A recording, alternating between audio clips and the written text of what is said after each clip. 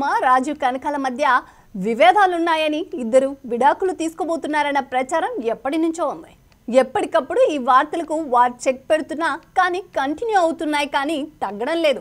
ఎట్టికేలకు సుమా కనకాల విడాకుల గురించి క్లారిటీ ఇచ్చేశారు వారి తనయుడు రోషన్. ఆ డీటెయిల్స్ ఏంటో ఇప్పుడు చూసేద్దాం. నేను Gautami, welcome to Word media.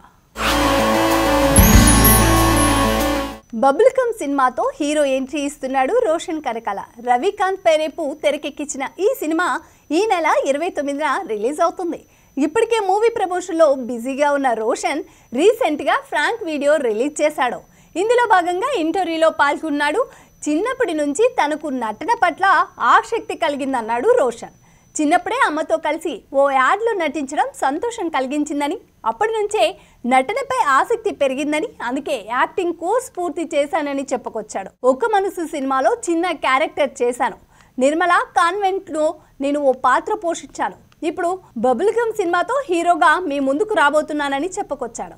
ఈ ఇంటర్వ్యూలో భాగంగా పర్సనల్ క్వశ్చన్స్ని కూడా ఫేస్ చేసిన రోషన్ ఫుల్ క్లారిటీ ఇచ్చేశాడు. తన తల్లిదండ్రుల విడాకులు తీసుకోబోతున్నట్టు వస్తున్న వార్తలు అవాస్తవాలని క్లారిటీ ఇచ్చేశాడు రోషన్ ఏమన్నాడంటే, అమ్మా నాన్న డైవర్స్ తీసుకున్నట్లు వార్తలు వచ్చాయి.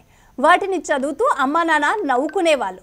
ఓసారి తమ విడాకుల వార్తలు చూస్తూ భోజనం చేస్తున్నారు. అదే సమయంలో నేను వారిని మీరు విడాకులు తీసుకుంటున్నారా అని అడిగాను. అలాంటిది ఏమీ లేదని చెప్పారు. ఆ తర్వాత వారి విడాకుల గురించి వార్తలు వచ్చినా అవన్నీ ఊహాగానాలని అర్థమయ్యి పట్టించుకోవడం మానేశానని చెప్పుకొచ్చాడు.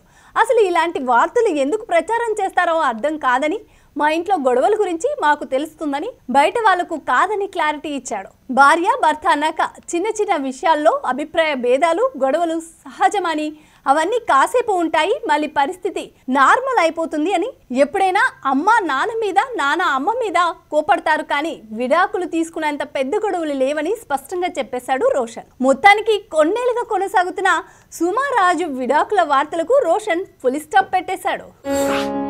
ఓటు వేయడం మన హక్కు, మన బాధ్యత. ఆ ఓటు ఉందో లేదో కూడా చూసుకోవడం మన బాధ్యతే. మన ఓటు గల్లంత అయింది అంటే మన ఆస్తిని ఎవరో కొట్టేసినట్లే. వెంటనే మీ ఓటు ఉందో లేదో ఎక్కడుందో చెక్ చేసుకోండి.